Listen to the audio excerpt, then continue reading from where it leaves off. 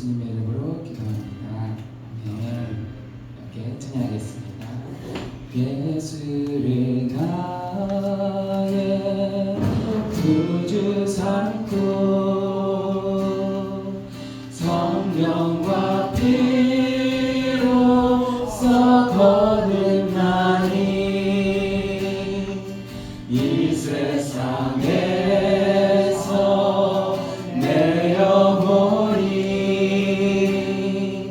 하늘의 영광 누리고 예수를 나의 구주 삼고 예수를 나의 구주 삼고 성령과 피로써 거듭나니 이 세상에서 내 영혼이 하늘의 영광 누리고 이것이 나의 간증이요 이것이 나의 간증이요 이것이 나의 찬송일세 나 사는 동안 끊임없이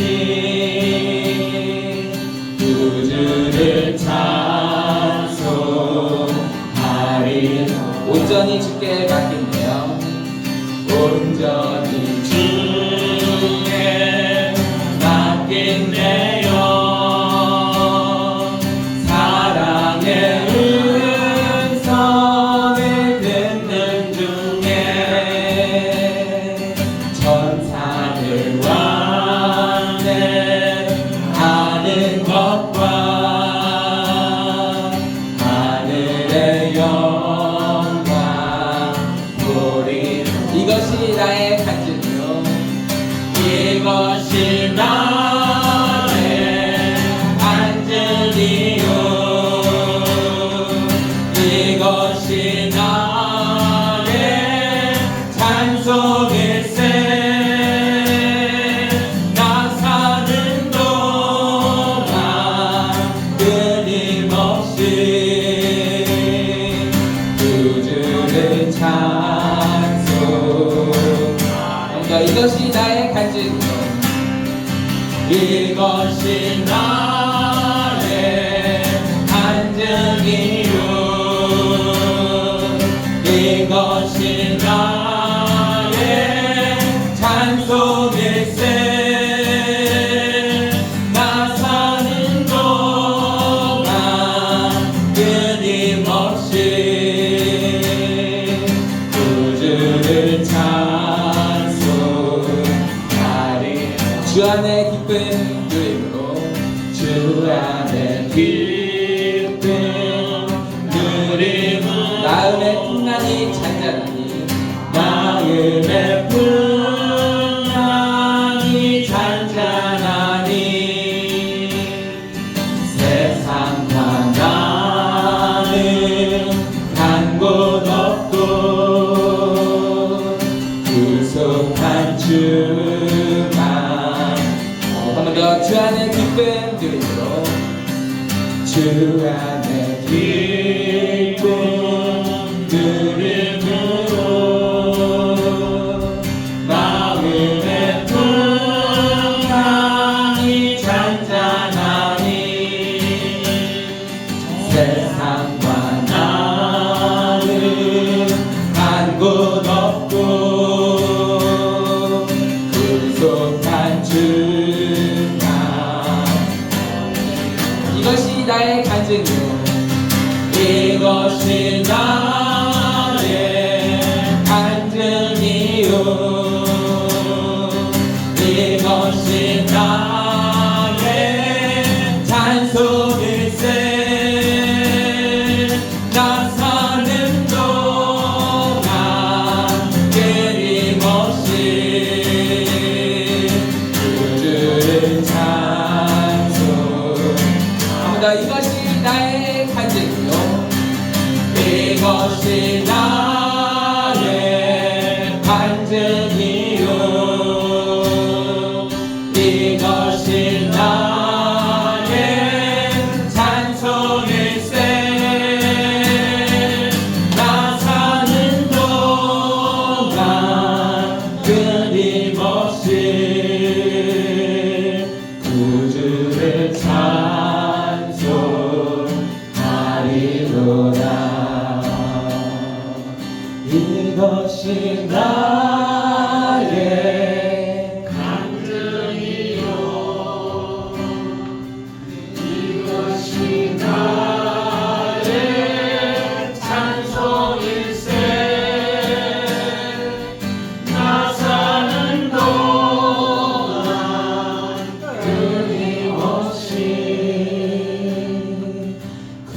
주를 찬송하리로다.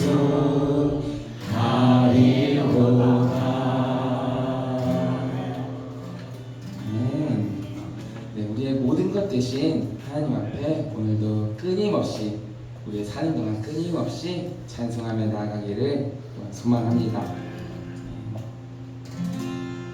약할 때 강함 되시네 나의 보배가 되신 주 나의 모든 것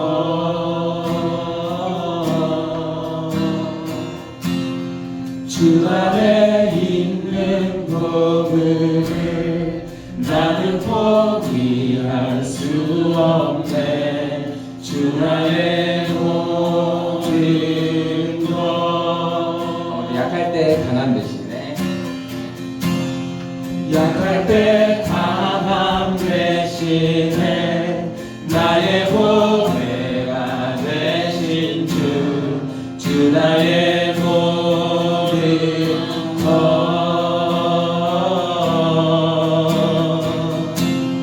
주 안에 있는 보물을 나는 포기할 수 없네 주 나의 모든 것 예수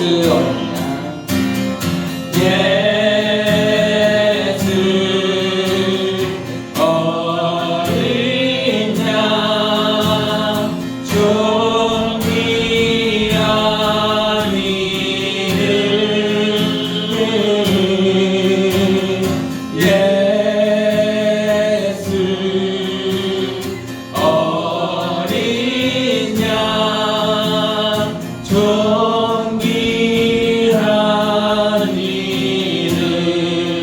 십자가 제사하셨네 십자가 제사하셨네 주님의 이름 찬양해 주 나의 모든 것 쓰러진 나를 세우고 쓰러진 나를 세우고 나의 빈잔을 채우네 주 나의 모든 것 예수 어린 양 예수 어린 양 존귀한 이름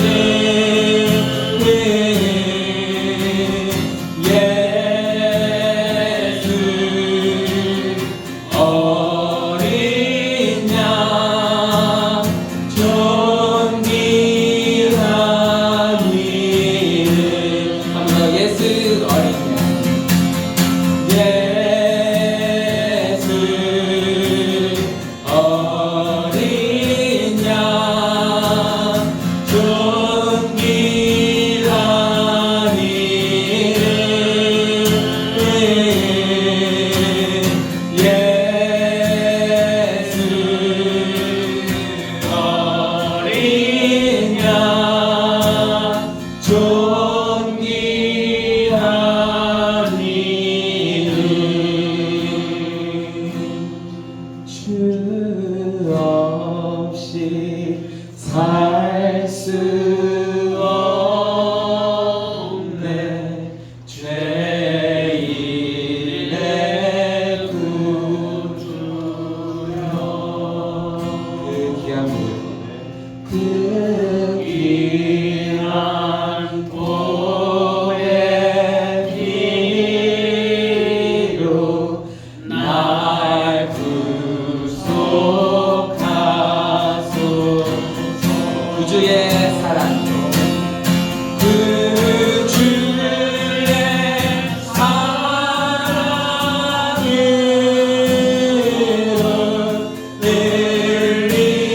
흘리신 보혈이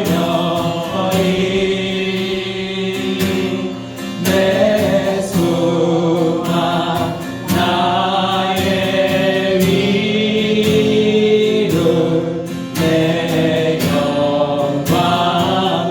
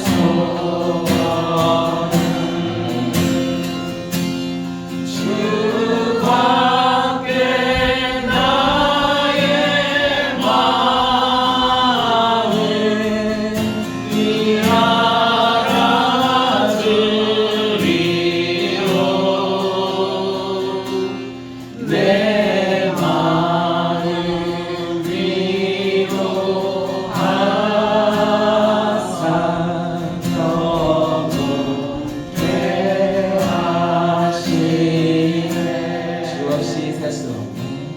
주 없이 살 수 없네. 세월이 흐르고 이 깊은 고독 속에 내 생명 끝나도 사랑은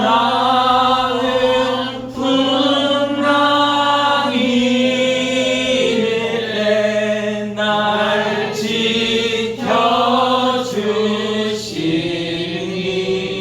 지켜주시니 내 곁에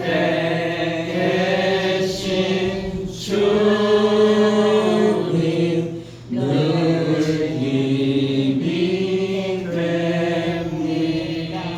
사나운 풍랑일 때 사나운 풍랑일 때 날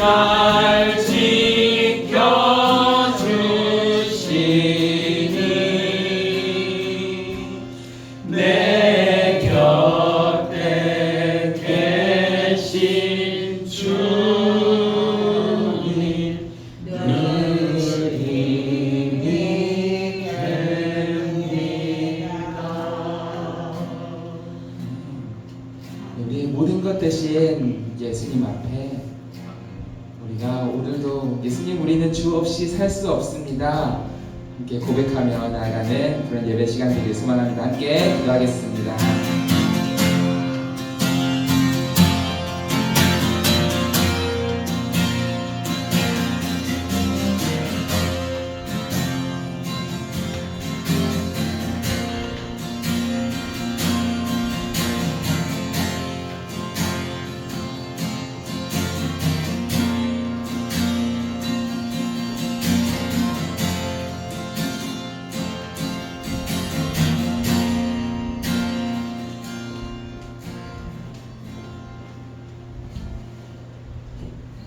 우리 주 예수 그리스도의 은혜와 하나님의 사랑과 성령의 교통하심이 여러분과 함께 하시기를 축복합니다.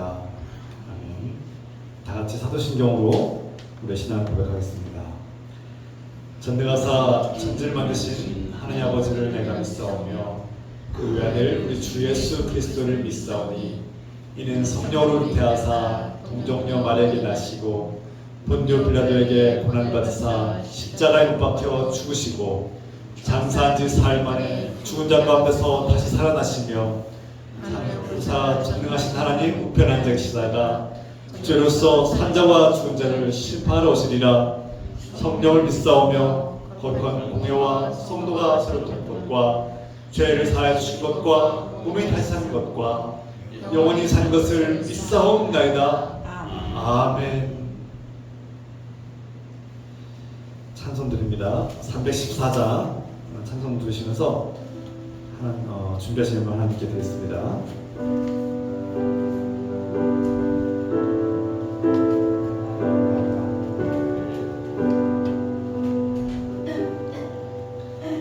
내 구주 예수를 더욱 사랑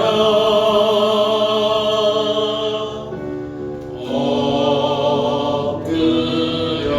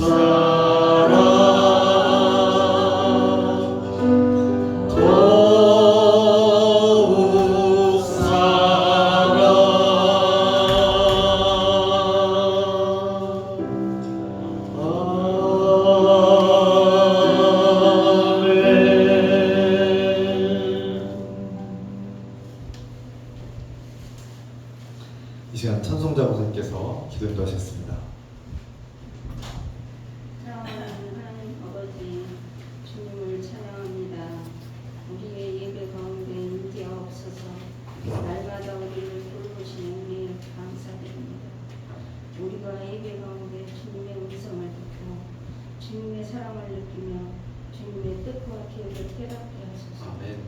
우리가 믿음의 눈을 뜨고 주님께서 가장 좋은 길, 생명의 길로 인도하신다는 사실을 깨닫게 알게 하소서. 아멘. 우리가 주님을 사랑한다고 고백하면서도 다른 것들을 더 사랑하고 의지하는 것을 깨게 합니다. 아멘. 우리가 하나님보다 더 사랑하는 것들 모든 우상을 버리고 하나님과 사랑의 관계를 회복하게 하소서. 아멘. 오늘도 주님의 은혜에 감사드리며 예물을 드립니다. 우리가 주님께 드리는 예물을 기쁘게 받아주시고 하나님의 뜻을 따라 사용해 주세요. 아멘. 주님께서 우리 삶에 필요한 것들을 아시오니 공급해 주시기를 기도합니다. 아멘. 우리에게 믿음, 소망, 사랑, 지혜와 용기를 더하여 주세요. 건강과 안전, 경제적인 필요를 채워주시기를 구합니다. 아멘. 우리의 기도를 응답하시는 주님께 감사드리며 예수님의 이름으로 기도합니다. 아멘. 아멘.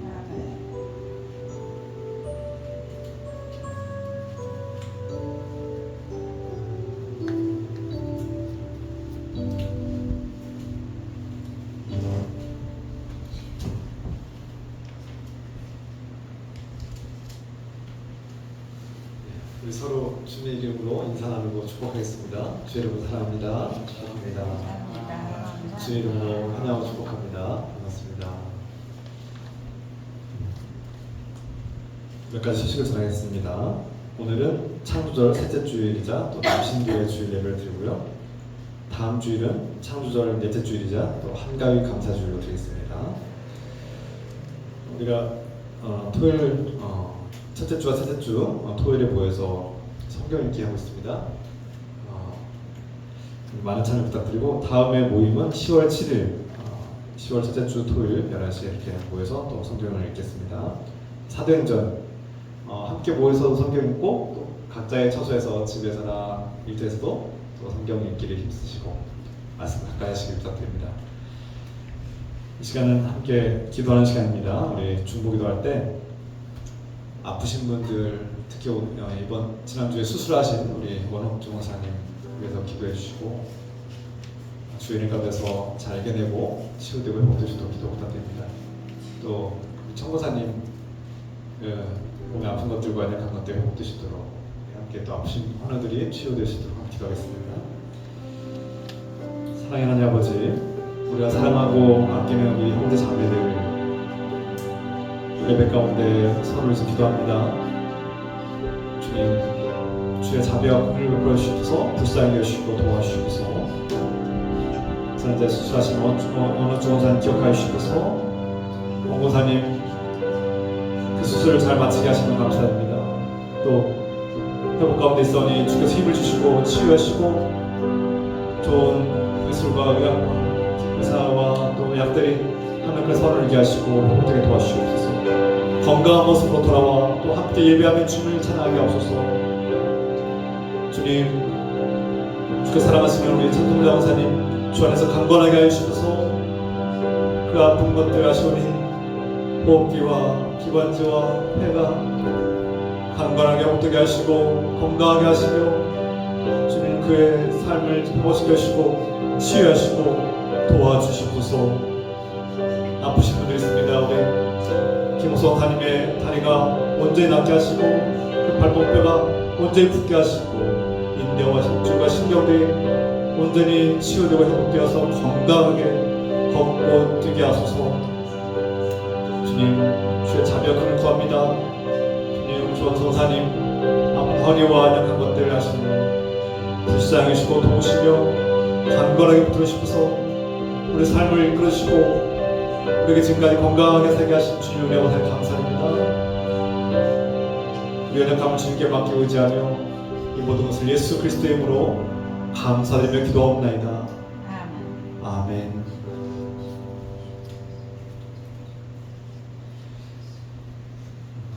우리가 사랑하는 형제 자매들, 가족들이 주 안에서 정말 회복되고 그 고통을 이겨내기를 기도합시다. 이 시간 하나님께서 주신 말씀 함께 보겠습니다. 다 같이 자리에서 일어나셔서 하나님께서 주신 말씀 창세기 29장 21절부터 30절의 말씀입니다. 제가 한 절, 여러분이 한 절씩 교독하겠습니다.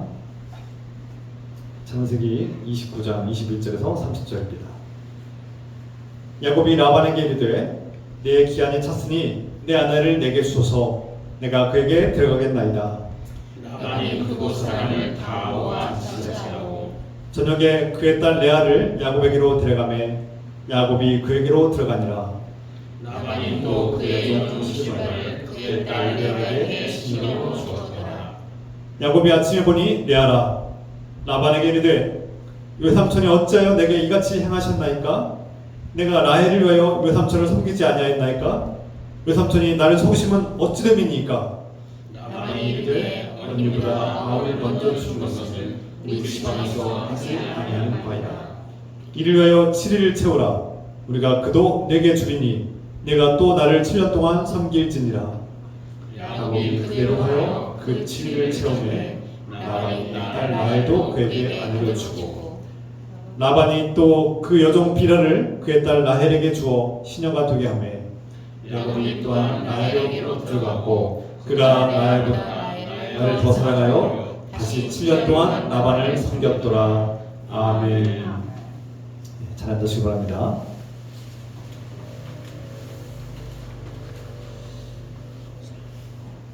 최근에 많은 영화에서 대부분의 영화들의 남녀 주인공들의 사랑을 그리고 그 사랑이 굉장히 아름답고 뜨겁고 그 모든 것을 문제를 해결해주는 그런 사랑으로 묘사되고 또 그려집니다.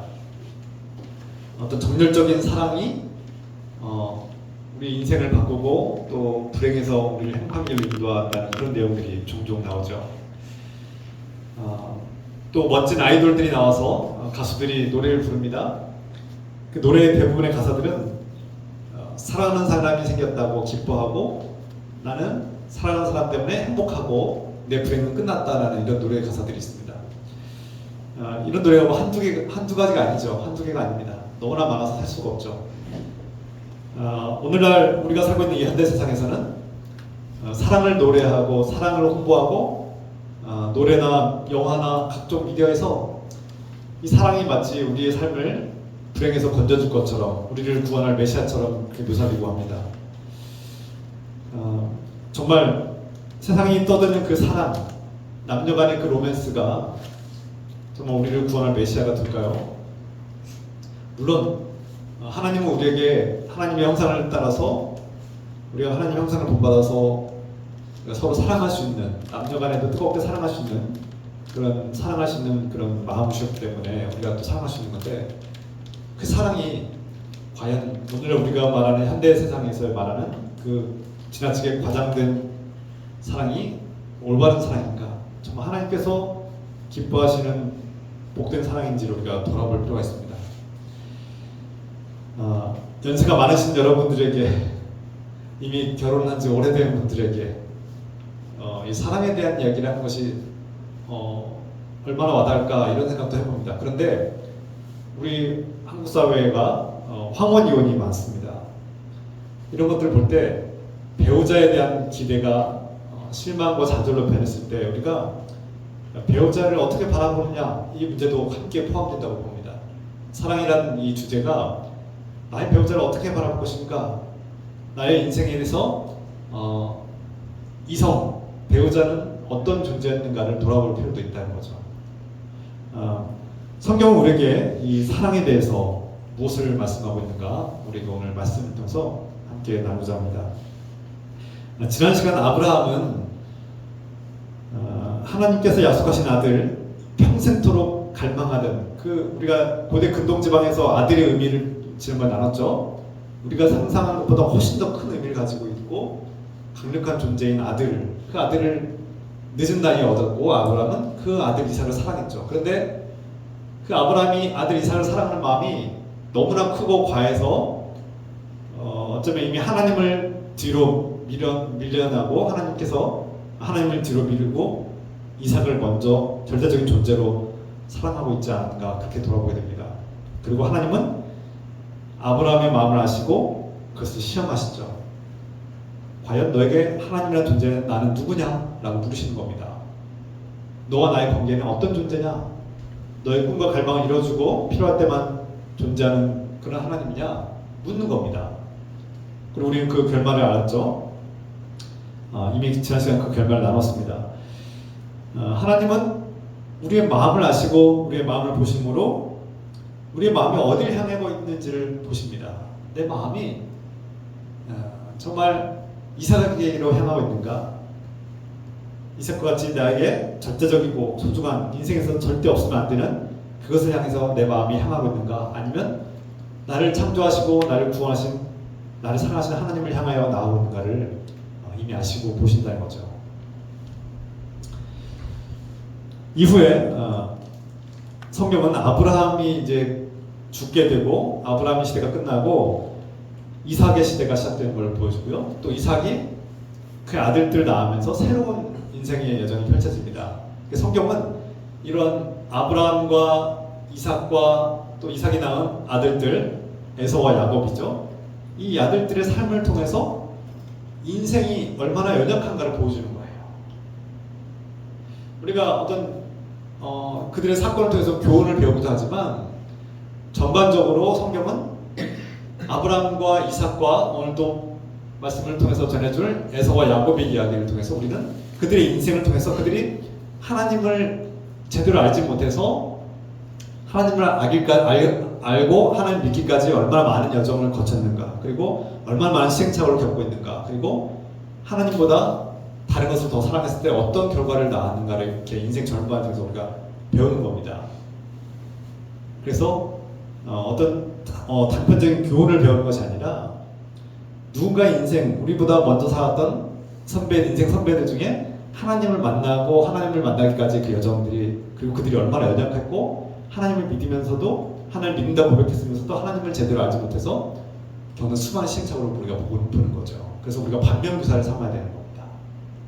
그들이 잘한 것도 있지만 많은 시행착오와 실수를 겪어요. 그리고 하나님을 제대로 알지 못해서 우상숭배를 하는 것도 봅니다. 우리는 그것을 보면서 우리 안에도 그와 같은 우상숭배가 있구나라는 것을 보게 되고, 아브라함처럼 이삭처럼 야곱처럼 우리도 똑같은 실수를 반복하고 있고 하나님으로부터 멀어지는 실수를 반복하고 있구나라는 것을 깨닫게 되고, 그리고 반면교사를 삼고 하나님께로 돌아오자는 데 핵심이 있는 거죠. 오늘 성경의 본문의 말씀에서 주인공은 이삭의 아들 야곱입니다. 야곱이 주인공이에요. 이 야곱에 관한 이 인생의 전반을 얘기하면서 우리가 그 속에 있는 하나님의 은혜를 발견하게 될 겁니다.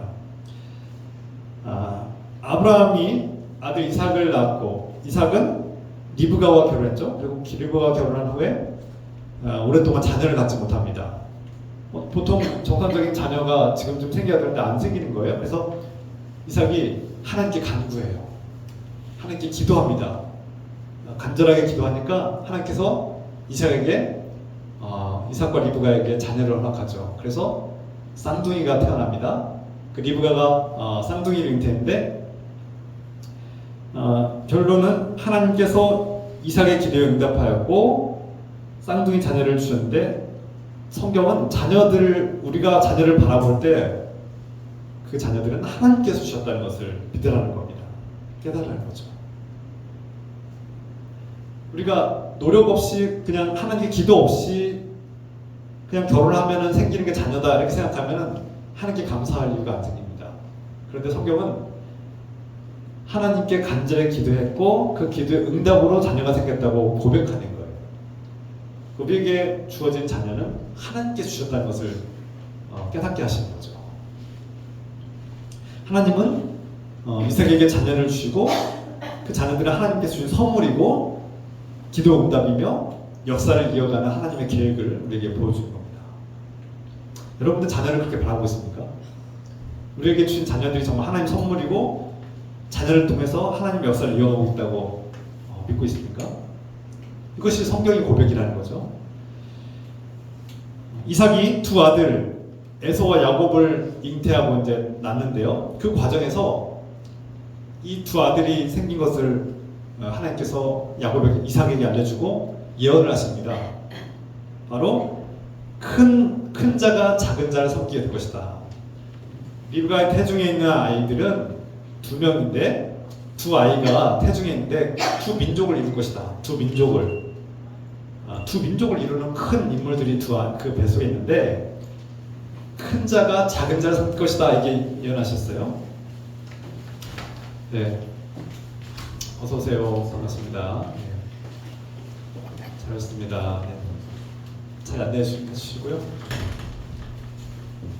오늘 처음 오신 분들 환영합니다. 네. 네, 좀 헤매신 것 같아요. 길 헤매신 것 같은데 잘 오셨습니다. 지금은 예배 중간이고요. 지금은 하나님 말씀 설교 중에 있습니다. 네. 오늘 이야기는 야곱이라는 인물에 대해서 얘기하고 있고요. 이 야곱이 다시 이어가겠습니다. 이삭의 두 아들이 있는데 이 에서와 야곱이 두 아들이 쌍둥이로 태중에 있을 때 하나님께서 예언하셨다는 거예요. 그리고 하나님께서 리브가의 태중에 있는 그 두 아이는 두 민족을 이룰 것이다. 큰 인물들이죠. 하나님께서 복을 주셔서 큰 인물들이 될 것인데 큰 자가 작은 자를 섬길 것이다. 다시 말해서 형이 동생을 섬길 것이다. 이렇게 예언하신 거예요. 그런데 이삭은 하나님의 이 예언의 말씀을 들었음에도 불구하고 형 에서를 편애합니다.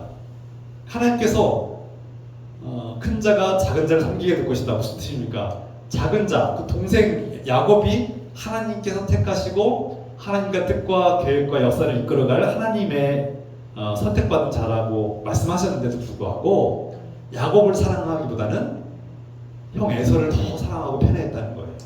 그러니까 하나님 말씀을 들어도 잊어버리는데 무시하고 사는 거예요.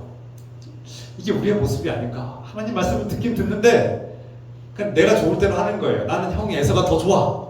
나는 마지 이 장자가 더 좋아. 남자답고 시식하고 용감하고 이 힘도 좋고 터프한 이 에서가 더 마음에 들고 동생은 유약하게 보이고 마음에 안 드는 거예요.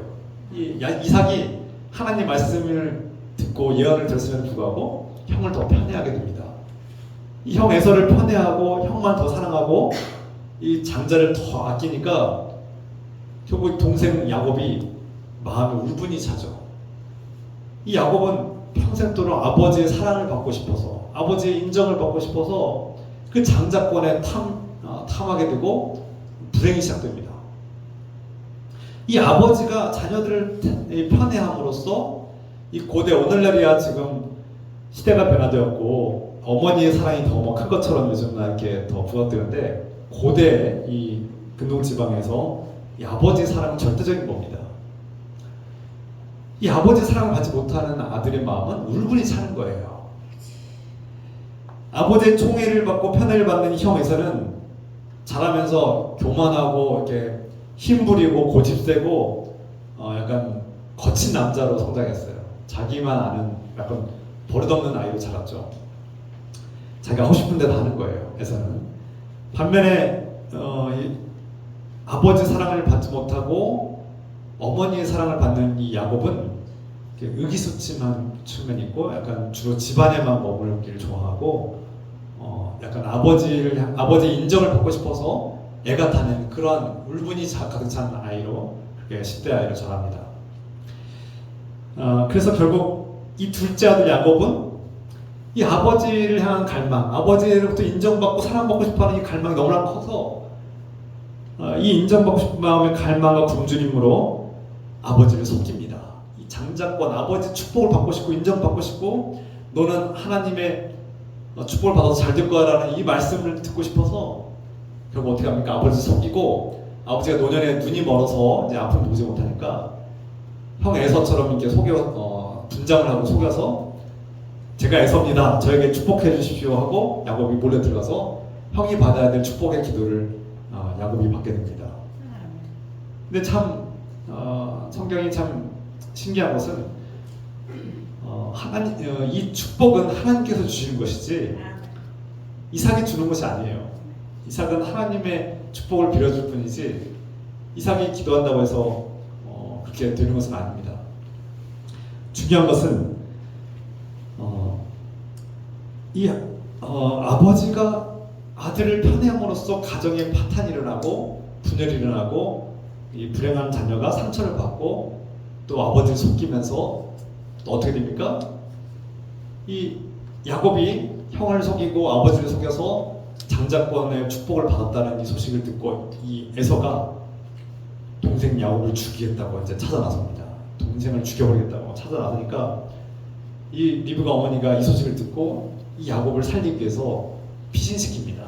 넌 도망쳐라. 이 야곱이 이제 도망을 치는데요. 한밤중에 야반 도주합니다. 어디로 갑니까? 외갓집, 리브가의 고향이자 그 오빠가 살고 있는 라반의 집, 그 외갓집으로 또 도망치라고 이렇게 엄마가 안내해 주는 거죠. 그러니까 이 10대 야곱이 이 형이 죽인다고 하니까 이 아버지를 속이고 형을 속인 거에 대해서 이제 죽인다고 하니까 도망치는 삶을 살게 된 거죠. 이 야곱의 마음, 10대 아이, 이 청소년인 10대 야곱이 그 마음이 어땠을까요? 한밤중에 도망쳐서 그 광야를 지나서 뭐 길도 없고 지도도 없고 뭐 나침판도 없어요. 한 번도 가보지도 않은 그 외갓집을 향해서 가야 됩니다. 가다가 어떻게 될지 몰라요. 길을 잃을지 굶어 죽을지 맹수들 만나서 잡혀먹을지 강도들 만날지 모르는 거예요. 무서운 길을 가고 있는 거예요. 이제 부모를 떠났고 돌아갈 수도 없어요. 형이 언제 죽을지 몰라요. 그래서 무서워서 덜덜 떨면서 도망치는데 부모를 떠난 20대 아이의 마음이 어떨까요? 두렵죠. 의지할 곳도 없어요. 그나마 어머니의 사랑을 받았는데 그 어머니 사랑도 잃어버렸어요. 명예도 잃었어요. 가진 것도 없어요. 명예는 왜 잃었습니까? 아버지를 속인 자식이잖아요. 아버지를 속인 자식이고 형으로부터 막 죽음의 위협을 당하는 그런 삶이 어떻게 명예로울 수 있겠습니까? 이 한마디로 야곱의 인생은 어떻습니까? 파탄이에요, 파탄. 파탄한 인생이에요. 남은 거라고 아무것도 없어요. 두려움과 불안뿐이에요. 이 광야로 도망친 야곱이 광야에서 목숨을 부지하고 살아남을지도 미지수입니다. 그때 야곱이 한밤중에 꿈을 꾸죠. 그 꿈속에서 하나님을 만납니다. 이 아무것도 없을 것 같은 허벌판에 두려움과 불안에 공포에 떨고 있는 이 야곱에게 정말 자기 인생을 어떻게 살아갈지 모르는 막막한 인생에 대해서 한탄하고 있는 야곱에게 하나님이 나타나신 거예요. 야곱은 자신이 완전히 끝난 것 같은 인생이었지만 여전히 하나님이 함께 하신다는 것을 깨닫게 됩니다. 그리고 믿고 힘을 얻게 되죠. 절망 속에서 하나님을 만난 야곱은 희망을 찾은 겁니다. 삶의 의지를 다시금 일깨워 주신 것이죠. 우여곡절 끝에 외삼촌 라반의 집에 도착했어요. 그리고 그곳에서 라헬을 만납니다. 양을 치다가 또 그곳에서 양치기들과 갈등과 다툼을 겪고 이제 거기서 라헬을 만나고 어떻게 행동합니까? 이 야곱이 몇 날 동안 목숨을 걸고 겨우 살아남아서 자기 친척 라헬을 만나고 그가 라반의 딸인 것을 확인하자 엉엉 웁니다. 소리내어서 울었다. 성경이 말합니다. 소리내어서 울었다. 여러분 상상해 보십시오. 창세기 29장 11절에 야곱이 라헬에게 입 맞추고 인사하는 거예요. 인사하고 소리내어서 울었다. 펑펑 울었다는 겁니다. 소리내서 통곡하듯이 울었다는 거예요. 20대 한 16, 17살 나이에 이 젊은이가 오늘날로 표현하면 한 20살, 25살 정도 되는 젊은 남자가 여자 앞에서 자기 친척 여자 앞에서 막 소리내서 펑펑 울면서 막 우는 눈물 흘리는 장면을 상상해 보십시오. 그가 왜 울었을까요? 한편으로는 내가 죽다가 살아나서 형한테 죽임을 당할 뻔했다가 살아났고 또 광야에서 내가 죽을지 살지를 모르는 그 광야에서 겨우 살아남았기 때문에 어쩌면 안도감의 눈물일 수도 있고요. 또 한편으로는 이제 드디어 내가 찾던 그 친척을 만났으니 희망이 생겨서 기뻐서 울릴 수도 있고요. 또 라헬이 너무 예뻐서 이 아름다운 라헬을 보면서 울었을지도 모릅니다. 뒤죽박죽 섞인 감정들이 있을 텐데 한 젊은이가 그토록 펑펑 소리내서 우는 모습을 상상할 때 우리는 야곱의 심정이 어떨까 생각하게 됩니다. 자신의 인생이 정말 얼마나 서글펐을까 이런 생각을 하게 됩니다. 창세기 29장 18절 말씀 보면 야곱이 라헬을 더 사랑함으로 대답하되 내가 외삼촌의 작은 딸 라헬을 위하여 외삼촌에게 7년을 섬기리이다. 그러니까 야곱이 라헬을 첫눈에 반했고 그 라헬을 얻기 위해서 그 사랑을 얻기 위해서 자신이 모든 걸 다 갖다 바치겠다라는 의미로 말하는 거예요. 7년이라는 시간 동안 내가 라헬을 위해서 섬기고 일하겠다, 노동하겠다는 뜻입니다. 그 당시에 고대 근동 지방에서 한 젊은 남자가 한 여자와 결혼을 할 때 결혼 집창금이라는 게 있어요. 그게 관습 풍습에 따라서 결혼할 때 여자 집에 어떤 재산을 주고 여자를 사는 거예요. 여자를 사오고 데려가는 거죠. 그때 뭐 소 한 마리를 주거나 양 한 마리를 주거나 뭐 이렇게 해서 거래를 하는 거예요. 소위 말하는 결혼 집창금인데 야곱은 빈손이잖아요. 그러니까 노동력으로 갚겠다고 하고 라헬을 이제 얻겠다고 한 건데 그 당시에 노동력으로 보면 1년 6개월 정도 일하면 한 여자를 이렇게 데려갈 수 있었다고 합니다. 대략. 근데 7년이라는 시간은 거의 4배 가까운 거죠. 보통 그 당시에 평균보다 4배나 더 많이 일을 하고 더 많은 시간 동안 일을 해서 내가 라헬을 얻겠다고 약속한 겁니다. 엄청나게 큰 금액이고 큰 시간이죠. 긴 시간이에요. 과하다는 겁니다. 상식적으로 이해할 수 없는 과한 기간이라는 거예요. 야곱의 인생은 파탄을 맞이했고 절망적인 인생이죠. 그런데 그 속에서 그가 희망을 발견한 거예요. 라헬을 사랑함으로써 라헬을 향해서 자신의 인생을 바치겠다고 결정한 겁니다. 팀 켈러 목사님이 이 본문을 향해서 말씀하신 게 있어요. 야곱은 라헬에 대해서 상사병에 걸렸고 마약과 같은 중독에 빠졌다, 사랑 중독에 빠졌다고 이렇게 표현합니다. 게다가 고향을 그리워하는 향수병도 있었을 거다. 어린 나이에 고향을 떠나보신 분들, 낯선 타지에서 열심히 살겠다고 아등바등 일해본 사람들, 여러분들 중에 그런 경험 있으시죠? 얼마나 외롭겠습니까? 고향이 그립고 부모님 보고 싶고 가족들 만나고 싶고 그 어린 나이에 그렇지 않겠습니까? 향수병이 얼마나 외롭고 힘듭니까? 또 우리말에 콩깍지가 쓰였다. 콩깍지가 쓰이면 어떻게 됩니까? 앞을 못 보면 어떻게 되겠어요, 사람이? 앞뒤 못 가리고 판단을 하고 생각하지 못하고 뭔가를 선택하면 그 결과가 어떻겠습니까? 사기를 당하기 딱 좋죠. 야곱이 그렇습니다. 지금 콩깍지가 씌어서 앞뒤 가리지 않고 지금 라헬을 향해서 달려드는 그런 형국이죠. 물론 남녀가 사랑하기 시작하면 이성을 초월한 일들이 펼쳐지기도 하고 그 뜨거운 열정 때문에 이해할 수 없는 일들을 하기도 합니다. 그런데 그것도 때로 필요한데요. 그러나 사랑이라는 이름으로 지나치게 과한 행동을 하거나 상식적으로 도무지 이해할 수 없는 행동들을 하거나 법을 어기고 불법적인 것들을 요구하거나 또 이렇게 무모해 보이는 선택을 할 때 지나치게 집착하거나 강박 수준의 어떤 그런 행동들을 할 때 우리는 그 사랑이 건강한가를 돌아봐야 된다는 거예요. 그 사랑이, 그 관계가 우상이 되어버린 것은 아닌가 돌아봐야 된다는 겁니다. 이게 오늘 말씀 핵심이에요.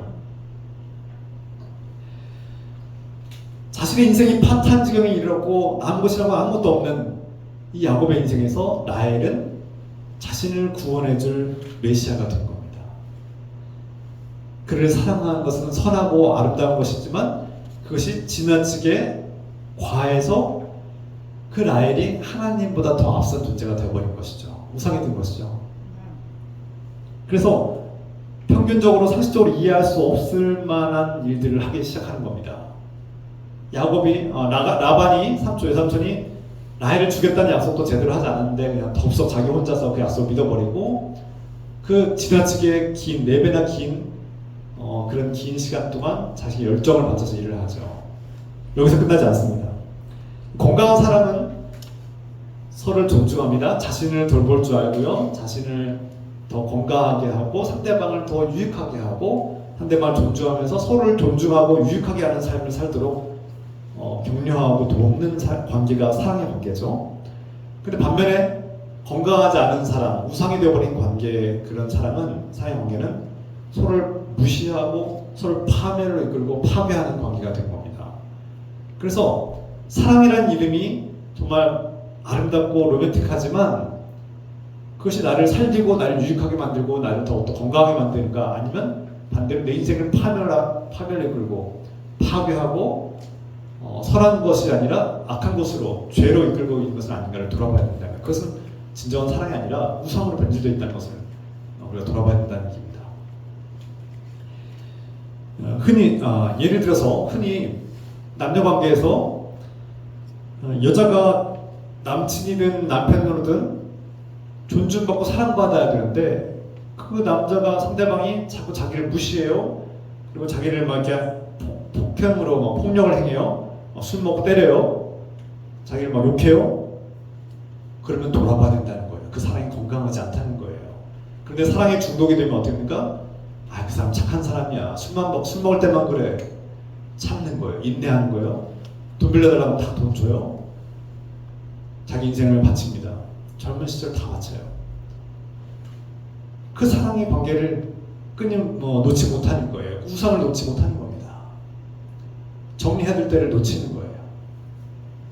자신을 존중하지 않고 자신을 파괴하고 파멸로 이끄는 관계를 계속해서 유지하려고 안간힘을 쓰는 것은 우상숭배와 같다는 겁니다.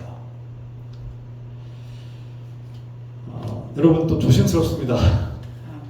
내 배우자가 마음에 안 드는데 그럼 어떻게 해야 됩니까? 목사님 말씀대로 내 배우자 나한테 함부로 하는데 그러면 뭐 어떻게 헤어져야 돼? 그런 얘기는 아니에요. 여러분 또 한편으로는 잘 참고 인내하시고 노년까지 살아오신 여러분들에게 뭐 함부로 그렇게 판단하거나 함부로 그렇게 선택하지 않길 바랍니다. 오히려 우리가 그 배우자의 관계를 어떻게 바라보신가를 돌아볼 때 하나님을 향해서 우리가 하나님을 향해 마음을 가지고 그 안에서 배우자를 바라보자는 뜻이죠. 앞서 살펴본 것처럼 야곱의 인생은 지금 파탄난 지경이고 절망적인 상황인데 야곱에게 라헬은 자신의 불행한 인생을 해결해 줄 것 같은 존재고 자신의 인생을 구원해 줄 것 같은 존재가 되어버린 거예요. 여기에 문제가 있다는 겁니다. 라헬이 문제가 있는 게 아니라 야곱의 마음이 라헬을 통해서 구원받고자 하는 라헬을 우상화하는 마음에 문제가 있다는 거예요. 여기서부터 모든 불행이 시작된다는 겁니다. 그래서 콩깍지가 씌운 것처럼 앞뒤 분별하지 않고 막 달려드는 거예요. 불나방이 그 촛불을 향해서 그 불꽃을 향해서 막 달려드는 것처럼 자기가 죽을지도 모르고 달려드는 것 같은 그런 상황인 거예요.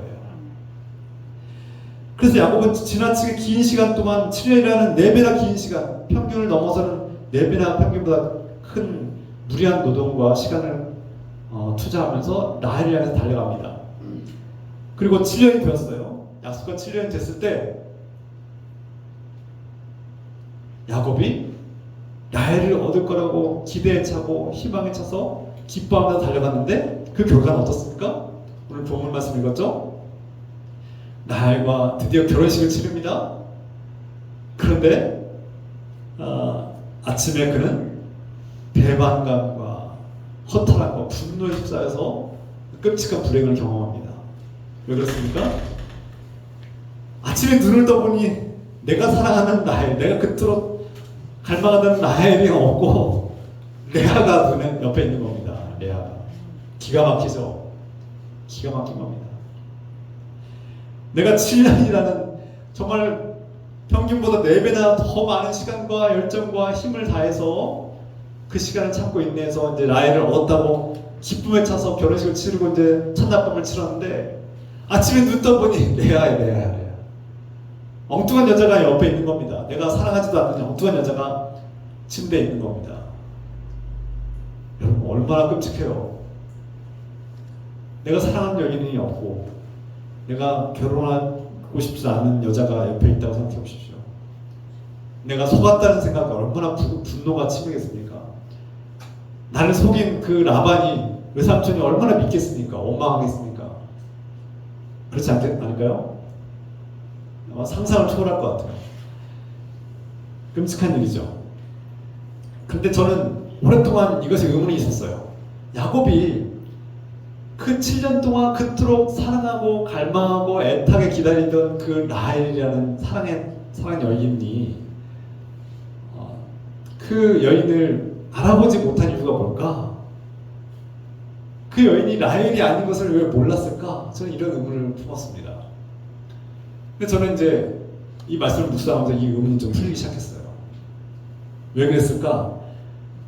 야곱이 밤새도록 사랑으로 품고 또 품은 여인이 자신이 그토록 정말 눈빛만 봐도 알고 목소리만 들어도 알 수 있는 그 라헬이어야 되는데 왜 엉뚱한 여자인 걸 몰랐을까? 물론 그 고대 근동지방의 결혼 풍습을 이해할 필요는 있습니다. 한밤중에 그 결혼식이 이루어지고 또 정말 깜깜한 밤중에 이루어지고 신부가 이렇게 얼굴을 보여주지 않는 베일을 이렇게 가리는 뭐 그런 풍습들이 있기 때문에 여러 가지로 속일 수도 있었겠죠. 그리고 또 야곱이 너무나 오랫동안 기다렸던 여인과 결혼하면서 너무나 기뻐서 술에 왕창 취했을지도 모릅니다. 그래서 술 취한 나머지 인사불성이 돼서 엉뚱한 여자와 잠을 잤을지도 모릅니다. 이런 가능성이 있죠. 그럼에도 불구하고 저는 이해가 되지 않는 건 야곱이 그토록 7년 동안 사랑했던 사람의 그 사랑을 그동안 이제 얻고 결혼식을 치르고 첫날 밤을 칠 때 그 좋아하는 사람과의 마음이 있을 거 아니에요. 그러면 좀 술을 절제하든지 그리고 딱 이렇게 눈빛만 봐도 얼굴만 봐도 누군지 아무리 칠흑 같은 어둠 속에서 있을지라도 알 것 같은데 아무리 무딘 남자라도 알 것 같은데요. 이거 모를 리가 없겠다는 생각이 듭니다. 그 이유가 뭘까요? 야곱은 자신의 인생이 파탄 지경에 이르렀고 자신의 인생을 다시금 시작하고 제2 인생을 시작할 때 나의 인생의 이 불행을 끝내고 새로운 행복한 시작을 할 수 있으려면 라헬이 필요하다고 생각했고 자신의 이 공허함과 허탈한 마음을 채워줄 거라고 라헬이 믿었던 거죠. 그리고 마치 중독자처럼 중독에 취한 것처럼 술보다 더 큰 이 공허함에 취하고 이 마음의 그 공허함과 이런 허탈한 마음 속에서 라헬을 취하려고 달려갔다가 엉뚱한 레아를 취한 겁니다. 조금 더 자세히 말씀드리면 너무나 이제 오랜 갈망을 성취했다는 안도감에 취했고 너무나 굶주린 애정에 대해서 굶주렸던 그런 마음과 또 어떤 중독에 취해서 앞뒤 가리지 않고 달려드는 그런 불나방처럼 뭐 이 여자가 레아인지 다른 여자인지 구분도 하지 않고 달려드는 그런 형국이라는 거죠. 자신이 눈먼 아버지를 속이고 아버지가 눈이 멀었다는 이유로 에서의 장자의 축복을 받은 것처럼 자신도 이 사랑이라는 콩깍지에 쓰여서 눈이 멀어서 이 여자가 레아인지 라헬인지도 구분할 마음도 없이 그냥 취해버린 겁니다. 마치 마약 중독자들이 이게 밀가루인지 마약인지도 구분할 힘도 없어요. 그냥 무조건 막 먹고 보는 거죠. 그런 셈입니다.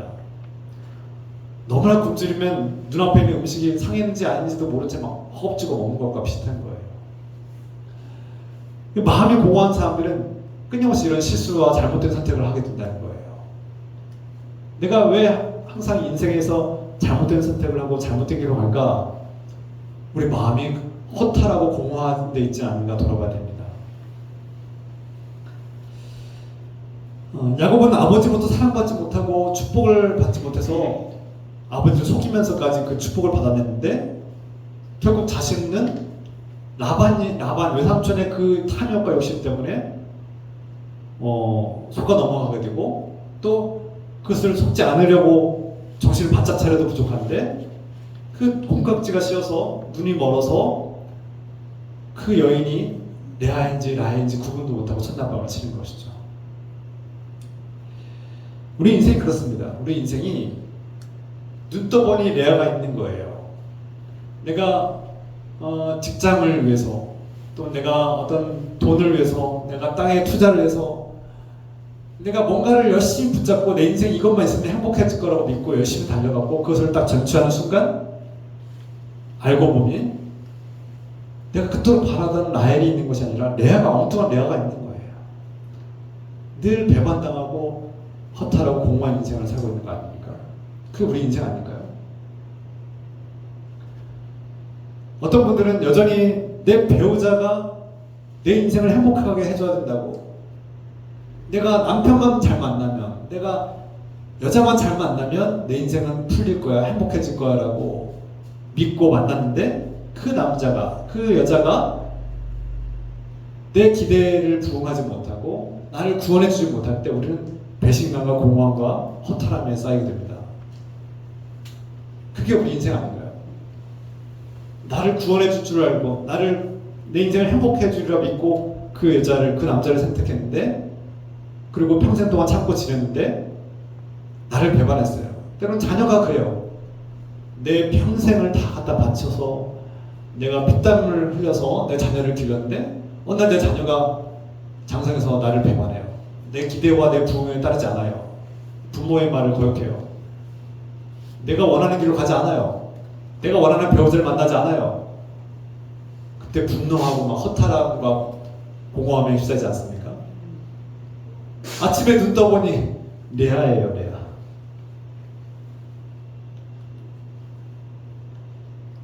젊은 날에는 내가 힘이 있고 돈도 벌고 내가 멋진 노년을 살 거라고 생각했는데, 노년에 눈을 떠보니 내가 기다리는 라헬은 없고 레아가 있더라는 거예요.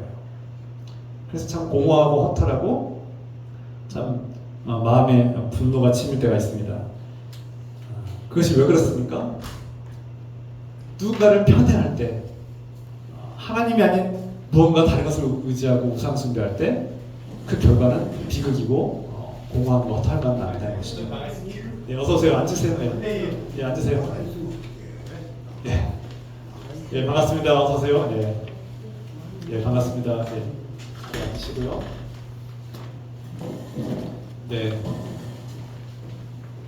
잘 오셨습니다. 환영합니다. 네, 반갑습니다. 네, 오늘 처음 오신 분들 환영하고 축복합니다. 주차 때문에 좀 어려움이 있으셨죠? 네, 아이고 죄송하기도 하고 고맙습니다. 오셔서. 네.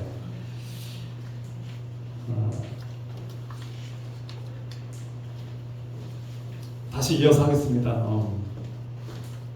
야곱은 자기의 인생이 끝난 것 같고 파탄 났을 때 라헬이 자신을 구원해 줄 것처럼 생각했고 라헬을 자신의 구원자로 여겼어요. 그런데 이 세상에 어떤 사람도 누군가의 그 구원자가 될 수는 없습니다. 여러분의 남편이, 여러분의 아내가, 배우자가 여러분을 구해줄 수 없어요. 나를 행복하게 좀 해줘. 당신이 나를 행복하게 해달라고, 내 인생을 행복하게 해달라고, 외롭지 않게 해달라고 요청하면 그 배우자는 언젠가는 쓰러지고 말 겁니다. 감당 못해요. 누구도 감당 못합니다. 누구도, 우리는 연약한 존재예요. 한계가 분명한 존재들이에요. 그 배우자를 내가 행복하게 해줄 수 없어요. 그 사람을 완전히 외로움에서 벗어나게 할 수 없어요. 그의 갈망과 그의 괴로움과 불행을 해결할 수 없어요. 우리는. 그게 연약한 존재예요. 성경은 바로 그걸 말씀하고 있는 거예요. 야곱의 인생을 통틀어서 보여주면서 그 야곱이 자신의 행복을 위해서 자신의 불행을 해결하고자 부단하게 노력하지만 결국 그 인생이 뭡니까? 눈을 떠보니 레아더라는 겁니다. 레아. 하나님이 아닌 그 무언가를 다시 찾고 열심히 살짝 쫓아갔지만 아침에 눈을 떠보면 늘 레아가 있다는 거예요.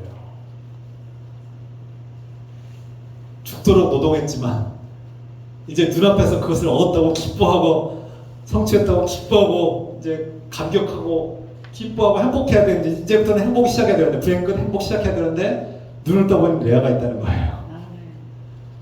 하나님 없는 삶, 하나님이 아닌 다른 것을 우상 숭배하고 다른 것을 쫓으며 그것을 의존하며 누군가를 메시아로 삼고 살 때 우리는 실망할 수밖에 없다는 겁니다.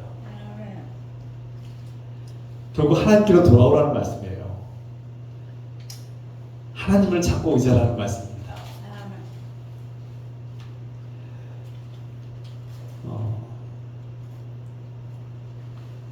다음 시간에 우리가 좀 이제 야곱에 대해서 좀 더 알고 또 라헬과 레아에 대해서 좀 더 나눌 텐데요. 레아가 또 큰 피해자 아닙니까? 레아가 얼마나 불쌍합니까?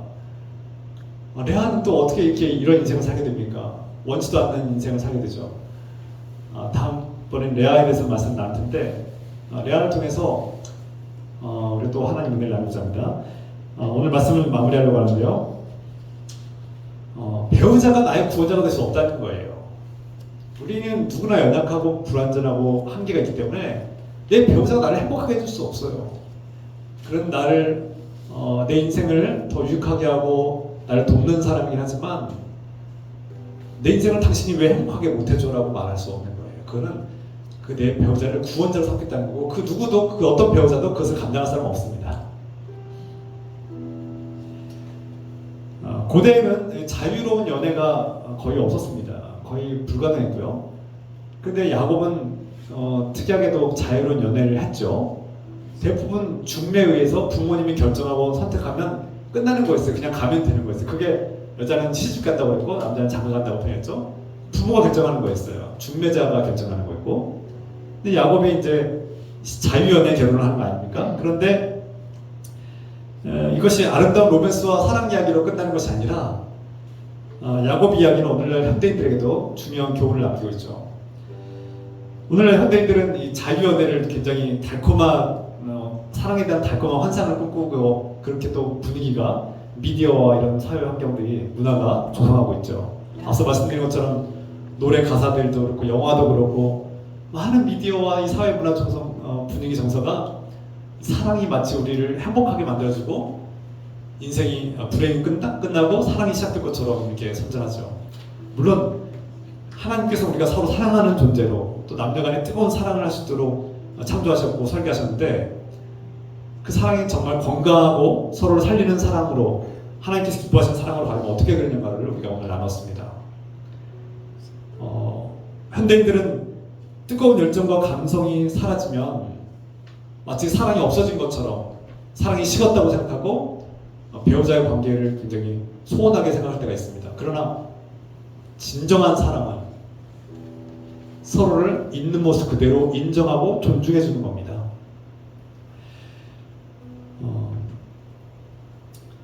오늘날 그 누구도 우리의 갈망을 채워줄 사람은 없습니다.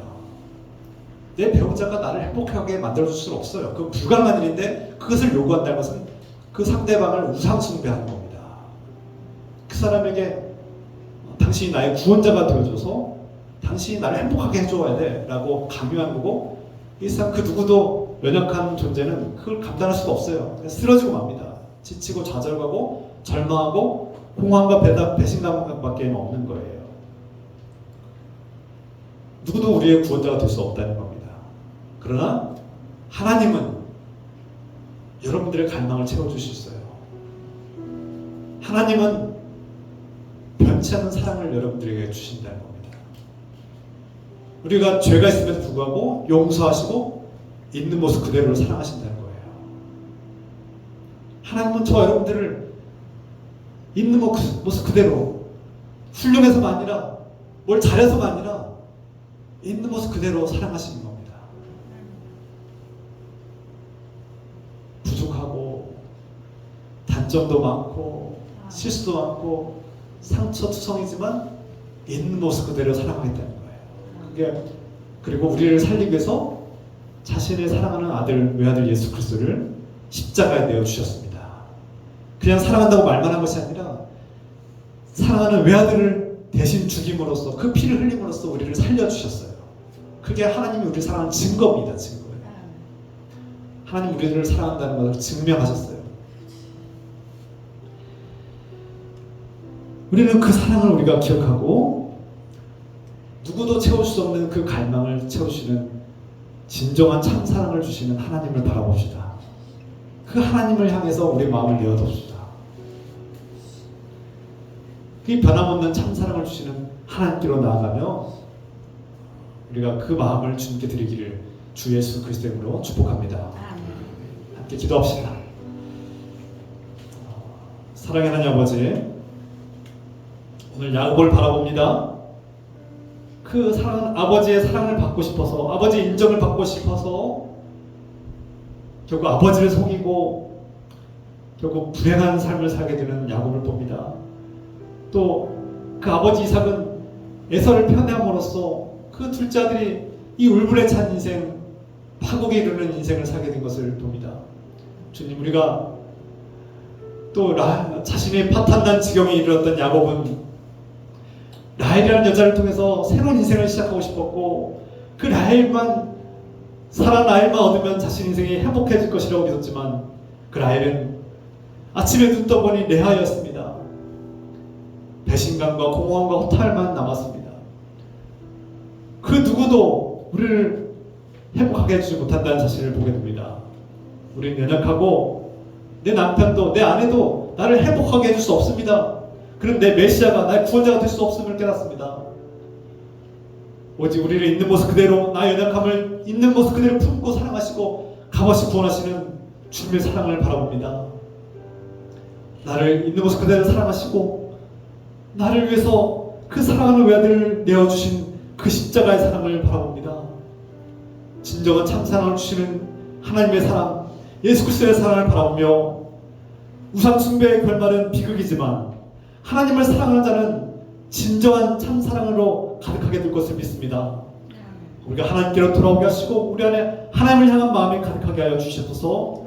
우리 함께 이 마음으로 이 말씀을 믿고 또 이 말씀에 순종하는 마음으로 우리 함께 결단하며 기도하겠습니다. 우리 소리내어서 합심해서 기도하겠습니다. 주여, 하나님 아버지, 하나님 아버지, 오늘 이 말씀 깨닫게 하여 주시옵소서. 야곱의 인생을 바라보면서 우리 삶을 돌아봅니다. 우리 연약한 인생을 돌아봅니다.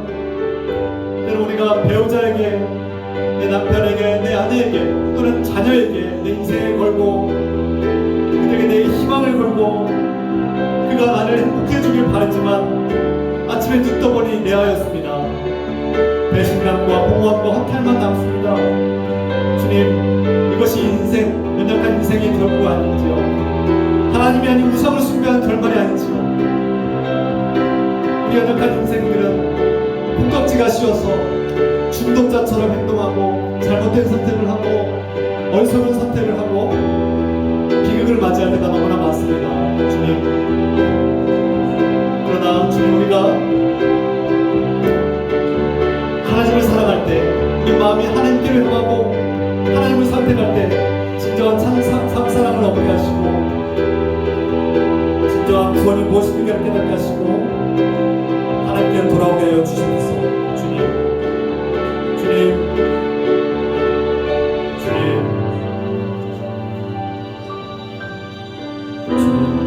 이 말씀에 순종하는 마음 주시고 우상 숭배를 버리고 하나님께로 돌아오게 하여 주시옵소서.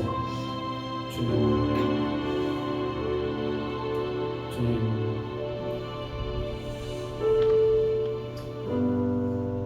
사랑하는 하나님 아버지, 오늘 말씀 통해서 야곱을 봅니다. 야곱이 그 불행한 인생을 바꾸기 위해서 라헬을 구원자로 삼은 것은 아닌가 돌아옵니다. 야곱이 라헬을 향해서 온 몸과 마음을 다 쏟아부었는데 아침에 눈 떠보니 레아였습니다. 왜 이런 일이 펼쳐졌습니까? 주님, 깨닫게 하여 주시옵소서. 하나님이 아닌 그 무엇을 우상으로 숭배할 때 그 결말은 비극이고 공허함과 거짓과 배신과 허탈밖에 없음을 깨닫게 하시고 하나님께로 돌아오게 하시고 하나님을 향하여 우리의 마음을 쏟게 하여 주시옵소서. 여기에 모인 주님의 자녀들이 오늘 예수 그리스도의 은혜 가운데 머물며 우리 있는 모습 그대로 품어주시는 하나님의 사랑을 발견하게 하여 주시옵소서. 이제는 우리 주 예수, 우리를 위해서 십자가에서 피를 흘리신 예수 그리스도의 은혜와 그 아들을 아낌없이 내어주신 하나님의 끝없는 사랑하심과 우리 있는 모습 그대로 품어주시는 성령님의 사랑과 교통하심이 여기 모인 모든 주님의 자녀들과 가정과 일터 위에 지금부터 영원토록 함께 해주시기를 간절히 축원하옵나이다. 아멘.